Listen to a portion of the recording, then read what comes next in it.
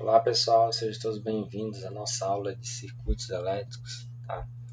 Eu sou o professor Adriano Batista e a gente vai iniciar a nossa disciplina de circuitos elétricos de forma remota, obviamente, né, por tudo que nós estamos passando devido à pandemia, mas independente disso, vamos tratar aqui a disciplina da maneira mais didática possível, relativo aos conceitos básicos de circuitos, né? Análise de circuitos elétricos. É uma disciplina fundamental para quem está na área de eletricidade e a parte relativa, né, a toda a análise, né, a resolução de problemas envolvendo circuitos elétricos, ela é de extrema importância dentro do curso, né, e enfim também dentro de outras formas de aplicação da eletricidade, tá bom? Vou mostrar para vocês um pouco da nossa ementa, né, da disciplina bem rapidamente, para a gente também já ir tomando conhecimento de alguns assuntos. Bom, a nossa ementa, eu vou passar para vocês o plano de atividades remotas, tá? Vou disponibilizar junto com esta aula aqui, lá no Classroom. Mas, basicamente, a ementa da disciplina é focada muito para análise em circuitos em corrente alternada. No entanto, eu vejo que para a gente partir já para análise de circuitos em corrente alternada, a gente poderia acabar se perdendo um pouco, né? Então, pela prática e pela experiência que eu tenho em relação à disciplina, é mais interessante nós começarmos com a análise de circuitos em corrente contínua, né? Aprender as leis básicas, tá? Os métodos de análise de circuitos, e depois a gente evoluir para a análise de circuitos em corrente alternada, tá bom? Um pouco aqui você pode perceber com relação à ementa, né? A gente vai ver um pouco da análise de números complexos, foco em corrente alternada, né, senoidal. Então, boa parte da ementa ela é focada exatamente em circuito CA, tá? Mas como eu disse para vocês, nós vamos trabalhar aqui inicialmente, né, os conceitos e as aplicações em circuitos de corrente contínua para a gente entender as leis básicas, né? E aí a partir daí a gente evolui para a análise em corrente alternada. Não é que seja mais difícil, não é isso que eu estou querendo dizer. O método de aprendizado ele se facilita, né, à medida que a gente vai gradativamente colocando os conceitos, né, de forma mais clara. E aí lá na frente acaba ficando mais interessante até. Tá? Com relação às referências bibliográficas, existem inúmeros livros que tratam dos conceitos das análises relativas a circuitos elétricos. Tá? Então, tem do Rômulo Albuquerque, eu gosto muito desse aqui, que é o do Fundamentos de Circuitos Elétricos do Sadico, tá? Alexander, né? Charles K. Alexander e Matthew N. O. Sadico. Então, são dois livros assim que eu gosto bastante, mas existem diversos. E aí, livro, como eu costumo dizer, é que nem sapato, você utiliza aquele que cabe no seu pé, né? Então, livro também você utiliza aquele que você gostou mais da didática, tá? Ah, é obrigado a usar esse livro? Não, não é obrigado, né? Então, você pode ter outras fontes diferentes com relação à análise de circuitos, tá bom? Então, é uma referência aqui. Eu digo por experiência própria, mas existem diversos livros aí você pode achar na internet mesmo, tá? Então você tem essas referências bibliográficas básicas aqui. Bom, então qual é o objetivo geral, né, da nossa disciplina? É desenvolver essas habilidades para aplicar diversas técnicas para análise de circuitos elétricos, identificar, formular e resolver problemas relativos, tá? Uma coisa que eu costumo dizer em circuitos elétricos na disciplina: não existe fórmula, né? Não existe uma equação mágica que você pode aplicar em todo circuito elétrico. A gente vai ver sim algumas razões, né, algumas funções, mas nada que você possa dizer que é uma fórmula para resolver o circuito, porque cada circuito ele é diferente um do outro, tá? E a partir daí, você vai aprender as técnicas. Isso é o mais importante. Você tem várias técnicas para resolução de problemas relativos a circuitos elétricos. E isso sim é o nosso objetivo, tá? É aprender as técnicas. Que a gente vai, ao longo desse ano, desenvolver gradativamente dentro da disciplina. Ora, então, gente, para já dar início à nossa matéria, né, à nossa disciplina, a gente vai começar lá do básico mesmo, em relação aos conceitos de eletricidade. E é interessante a gente fazer esse apanhado, tá? Porque lá na frente fica até mais fácil você também conhecer o que a gente está falando. Então, primeiro ponto com relação a circuitos elétricos, focando aqui um pouco em eletricidade, a pergunta que é, ora, o que é carga elétrica? Tá? Se a gente for olhar a estrutura da matéria, né, e for dar um zoom, e cada vez maior esse zoom, ou como diziam os gregos antigamente, se nós pegássemos qualquer material e começássemos a dividi-lo, né, em inúmeros pedacinhos cada vez menores, nós chegaríamos a um elemento indivisível. Tá? E esse elemento indivisível, os gregos deram o nome de átomo. E o modelo do átomo ele sofreu diversas mudanças, né? De lá para cá, vocês já devem estar estudando isso. E aí tivemos modelos de Dalton, de Thomas, né? De Thomson, melhor dizendo. E aí chegamos ao modelo, não é nem que é mais aceito, né? Mas é um modelo que se coube melhor nas equações, na teoria relativa à mecânica quântica até.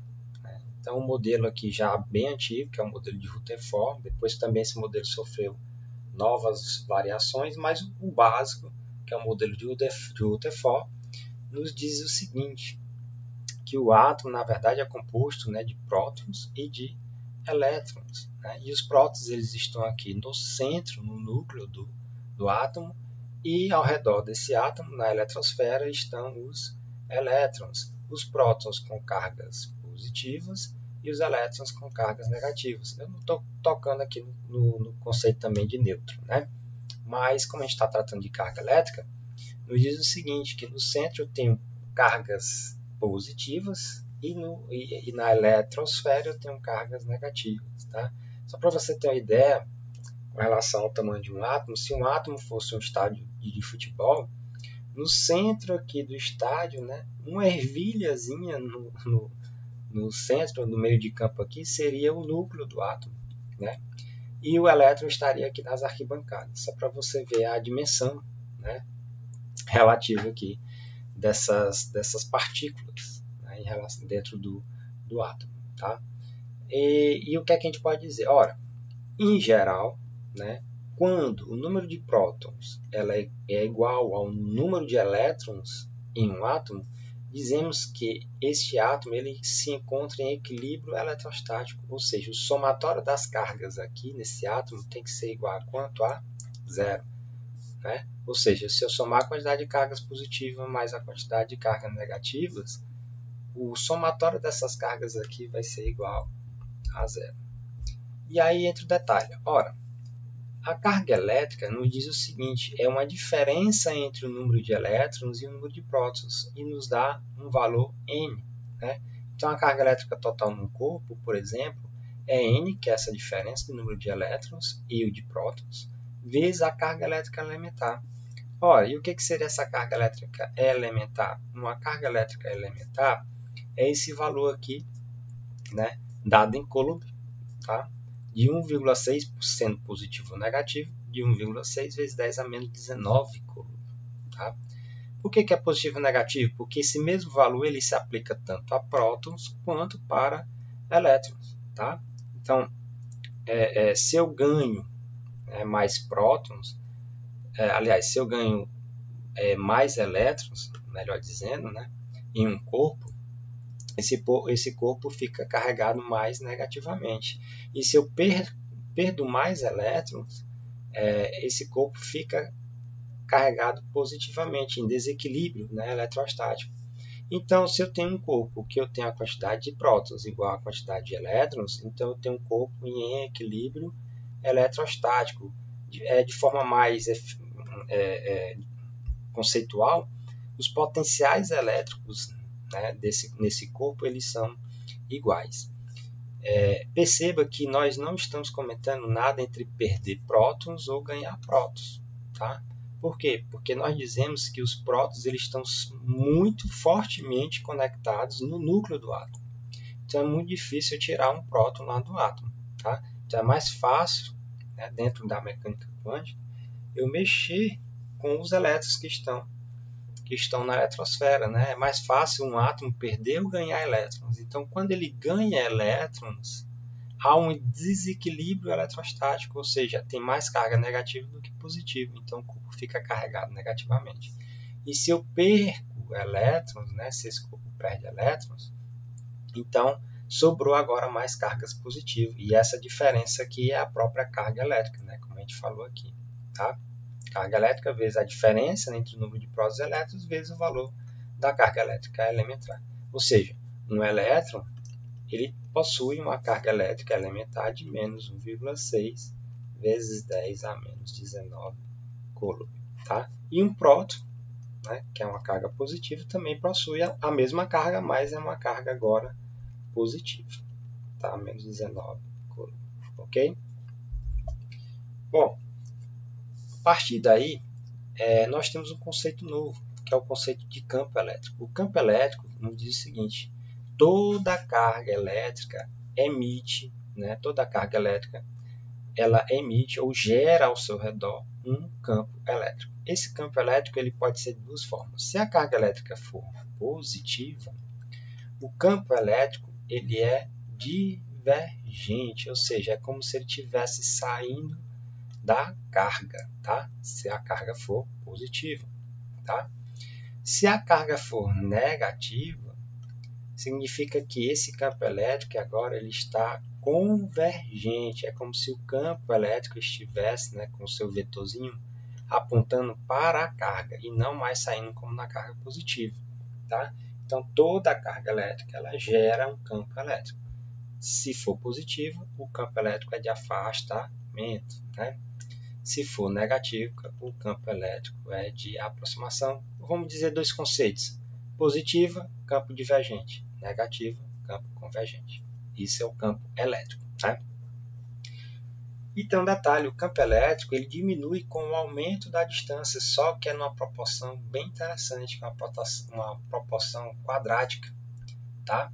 Ou seja, à medida que o campo elétrico diminui, quer dizer que a distância ela está aumentando ao quadrado. Tá? Interessante, ou seja, o campo elétrico é um produto da constante eletrostática, que a gente vai falar um pouco disso, vezes a carga elétrica daquele corpo ou daquela carga, daquele ponto, né? Dividido pela distância ao quadrado. Né? O que a gente pode perceber?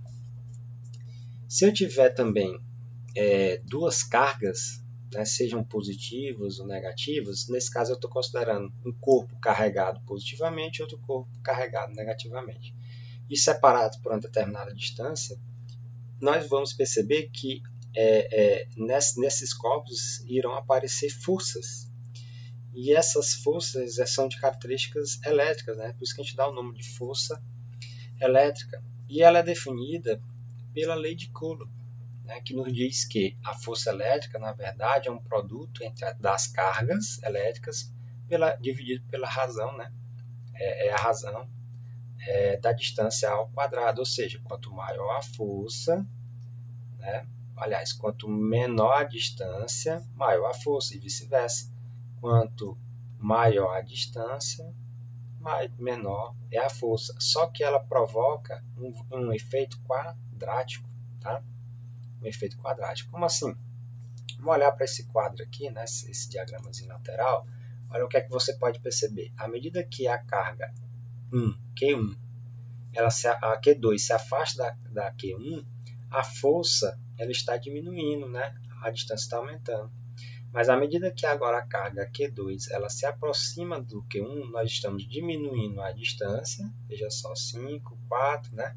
E a força ela está aumentando, tá? Só que é inverso ao quadrado da distância. Que você perceber aqui, essa força ela vai não de forma linear, mas é ao quadrado, é o inverso do quadrado da distância, tá? Muito bem, então é bastante interessante essa lei de Coulomb, né? Que é a interação entre duas cargas. A constante eletrostática, né, é um valor de 9 vezes 10 a 9, isso no vácuo. Né? Você já deve ter visto isso, alguma coisa lá em física, né? Mas só para a gente dar uma revisada bacana aqui. Bom, então dentro dos conceitos de campo elétrico, você também tem o conceito de potencial elétrico. Só que diferente do campo elétrico, o potencial ele diminui à medida que a distância aumenta, só que é de forma proporcional e não mais ao quadrado, né? Vocês perceberam que o campo é um produto da constante eletrostática vezes a carga dividido pela distância ao quadrado. Isso é o campo elétrico. O potencial, à medida que a distância aumenta, né? O potencial elétrico ele diminui, só que ele não diminui mais na razão quadrática, e sim direta, né? Sem ser quadrática, tá? Então, o módulo do potencial ele diminui com o aumento da distância em relação à carga geradora do campo elétrico. Tá? Obviamente, se eu tenho distâncias iguais para outros pontos, nesse ponto aqui, se toda essa distância aqui é d, digamos, né, desse ponto até esses pontos aqui, V1, eles estão equidistantes da carga. Se eles estão equidistantes, quer dizer que nesses pontos, eu tenho potenciais iguais, ou seja, eu tenho pontos equipotenciais, porque eles estão equidistantes em relação à carga. Tá? Obviamente, nesse caso, o V1, potencial V1 é maior do que o potencial V2, que é maior do que o potencial V3. Perceberam por quê? Porque a distância aumenta, consequentemente o potencial diminui. Né? Mas se você tiver pontos, né, de mesma distância em relação à carga ou a carga que está gerando o campo elétrico, você tem pontos equipotenciais. E, obviamente, o potencial é dado em volts. Tá? Como assim, professor? Ora, qual a diferença então entre potencial elétrico e tensão elétrica? Imagine o seguinte, eu tenho uma carga elétrica que ela está, eu tenho uma carga positiva e uma carga negativa. Nessa carga positiva é muito maior, digamos, que essa carga negativa.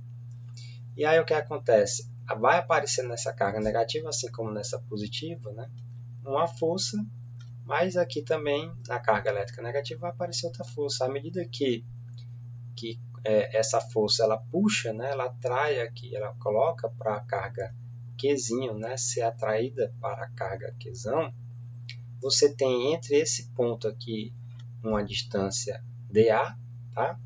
E aqui nesse ponto você tem uma distância dB. Então, eu tenho entre o ponto A e o ponto B distâncias diferentes, consequentemente eu também tenho potenciais diferentes. Tá? Então a carga negativa ela move do potencial menor para o maior.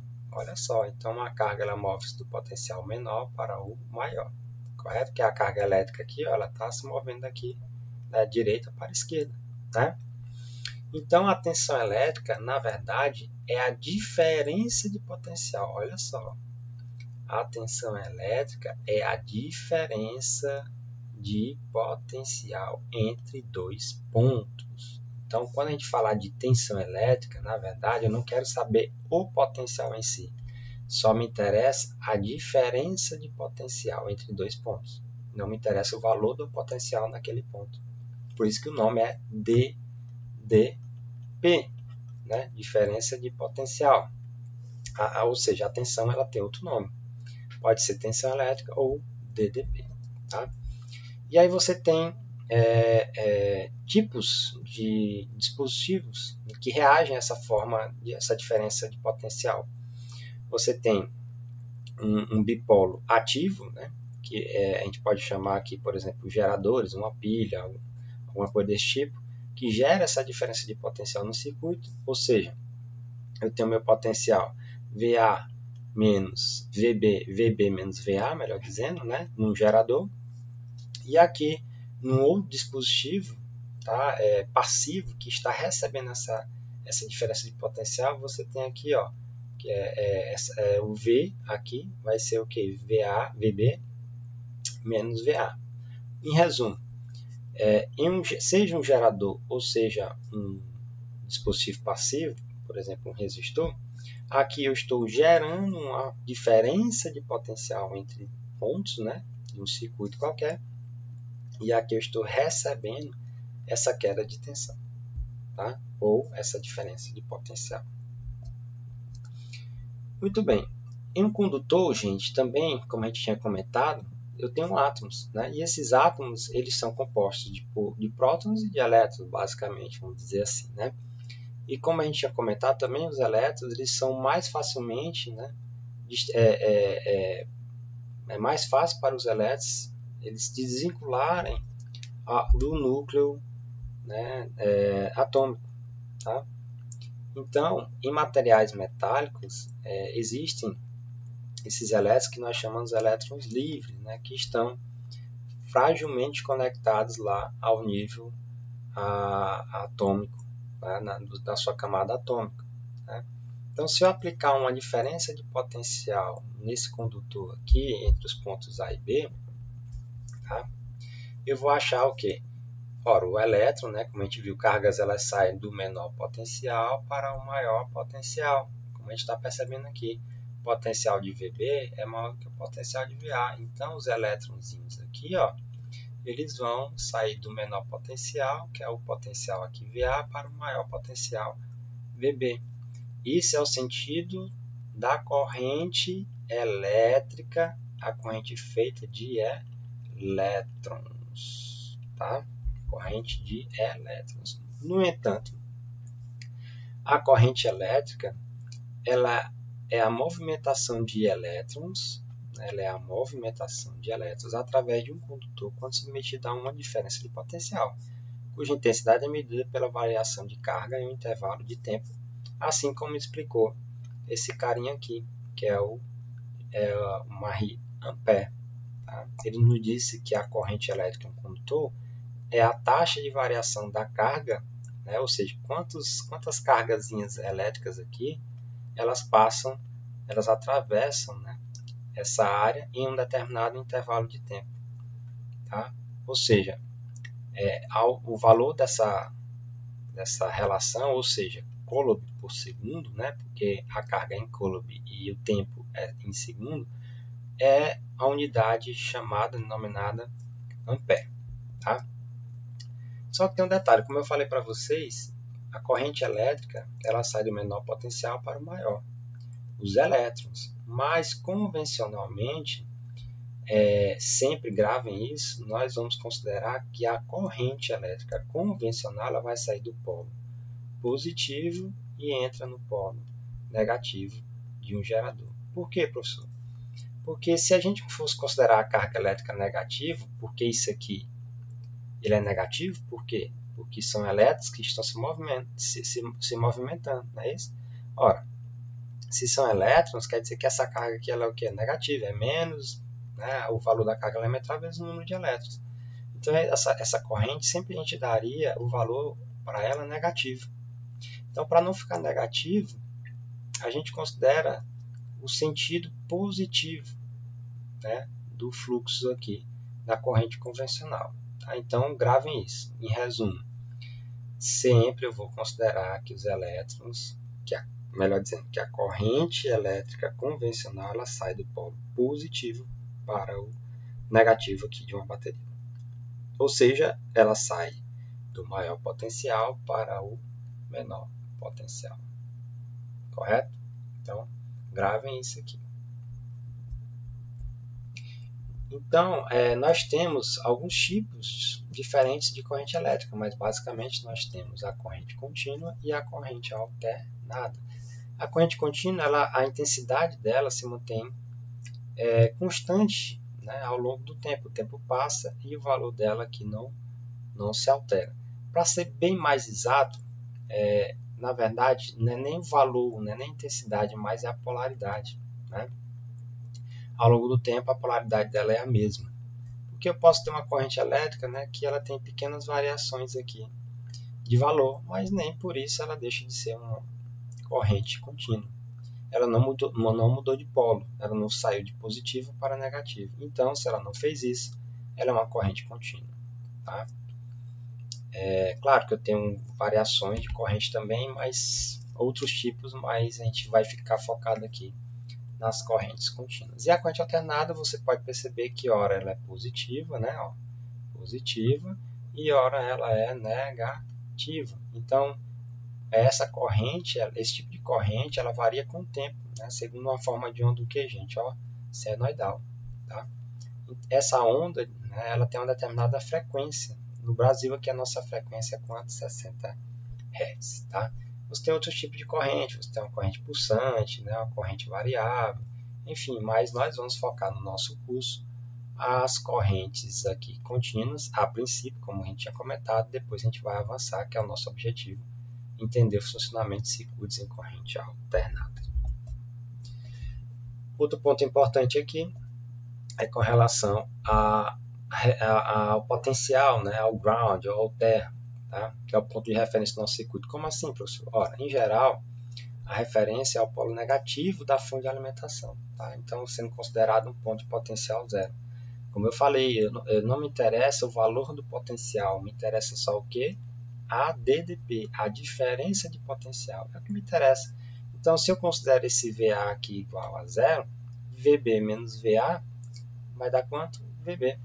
Ou seja, em vez de eu trabalhar com 2 pontos, agora eu trabalho só com um ponto, já facilita meus cálculos também. Aí você tem vários símbolos, né? Tem esse aqui, esse outro. Não me interessa muito, tá?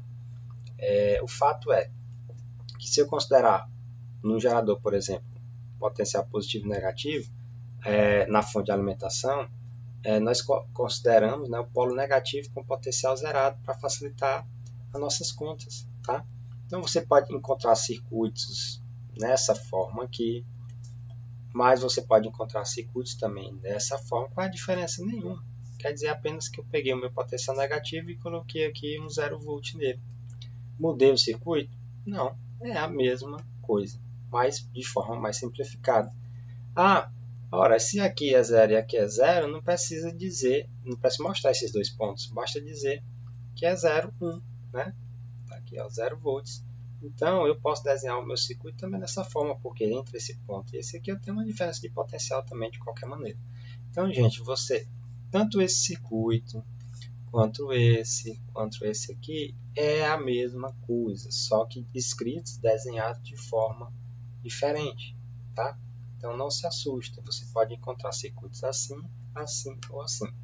Não tem problema, muda a análise nenhuma, é a mesma coisa, tá? Você também tem alguns tipos de fontes que a gente chama de fontes dependentes e independentes. A gente vai ver isso dentro da análise de circuito, não se assustem. Eu só quero mostrar para vocês que uma fonte independente, né, ideal, é um elemento ativo, que ela fornece uma tensão ou uma corrente, né, e ela sempre vem aqui de fórmula redondinha. Tá? Então, quando você vê um V aqui, né, com a bolinha e o I com a setinha, isso são fontes independentes, tá? Ou seja, elas existem por si só dentro do circuito, não depende de ninguém. Mas você pode também ter fontes dependentes. Como assim? Essas fontes elas dependem de algum parâmetro dentro do circuito, tá? Elas são controladas. Aí você tem uma fonte de tensão, que ela pode ser controlada por uma outra tensão dentro do circuito, V0, por exemplo. Você tem uma fonte de corrente que também pode ser controlada por V0. Ou seja, aqui é uma fonte de tensão controlada por tensão, aqui é uma fonte de corrente controlada por tensão. Mas você também pode ter outros tipos de fontes dependentes, tá? Uma fonte de corrente controlada por corrente, uma fonte de tensão controlada por corrente, enfim. E o fato é, se você vir elementos desse tipo no circuito, são fontes independentes, ela não depende de nenhum outro parâmetro do circuito. Mas se você vir desse tipo, você vai perceber que essas fontes elas dependem de outro parâmetro, seja tensão ou corrente dentro do circuito. E para fechar, né, vamos entender um pouco aqui o que são nós e ramos de laço dentro do circuito. O ramo, gente, ele representa um elemento único, tá? Como fonte de tensão ou resistor, ou seja, um ramo você tem apenas um elemento dentro do circuito. Então isso aqui é um ramo, né, porque eu tenho um elemento resistor. Isso aqui é um ramo, por quê? Porque eu tenho uma fonte de tensão. Isso aqui também é um ramo. Enfim, onde você tiver apenas um elemento, você tem um ramo. Esse ponto aqui é um ramo? Não, porque eu não tenho nenhum elemento. Tá? Então, se você não tem nenhum elemento, então isso aqui não é ramo. E o que é? É um nó. Por quê? Porque é o ponto de conexão entre dois ou mais ramos. Então, onde você tiver o ponto de conexão entre dois ou mais ramos, você tem um nó. Aqui é um nó. Isso aqui, né? Isso aqui tudo é um nó também. Né? Então, onde você tem um encontro de dois ou mais ramos, você tem um nó. E o laço é qualquer caminho fechado em um circuito, né? Então, se você tem esse caminhozinho fechado aqui dentro do circuito, é um laço. Aqui também eu tenho outro laço. Aqui eu tenho outro laço. Enfim, você tem aqui um caminho fechado dentro do circuito. E o teorema fundamental da topologia de redes nos diz que o número de ramos em um determinado circuito vai ser igual ao número de laços independentes mais o número de nós menos 1. Tá? Então, vamos tentar calcular aqui se dá certo mesmo, né? Essa equaçãozinha dentro desse circuito aqui. Vamos tentar aplicar rapidamente. Tá? Quero saber quantos ramos eu tenho nesse circuito aqui, ó, B. Né? Quantos ramos? Quantos números de laços? Eu tenho aqui, ó, um laço, dois laços, três laços. Não me interessa aqui o sentido da corrente, tá? Então eu tenho 1, 2, 3 laços aqui. Ok, 3 laços. Mais o número de nós. Quantos nós eu tenho? Eu tenho um nó, dois nós, né? Porque isso aqui é um nó só. Três nós, porque tudo isso é um nó só. Eu não tenho nenhum elemento conectado. Então tem 1, 2, 3 nós. 3 nós. Menos 1, que está da equação, né? Ou seja, o número de ramos vai ser 3 mais 3, 6 menos 1. O número de ramos vai ser igual a 5. Vamos ver se nós temos 5 ramos mesmo. 1, 2, 3, 4, 5. Correto? Porque eu tenho 5 elementos dentro do circuito. Ok? Muito bem, gente. Então, esse foi a aula se estendeu um pouquinho, meia hora aí, mas esses foram os conceitos iniciais básicos para abrir a mente de vocês para a análise de circuitos elétricos. Ok? Qualquer dúvida, comenta lá na mural e a gente se encontra na próxima aula. Até mais.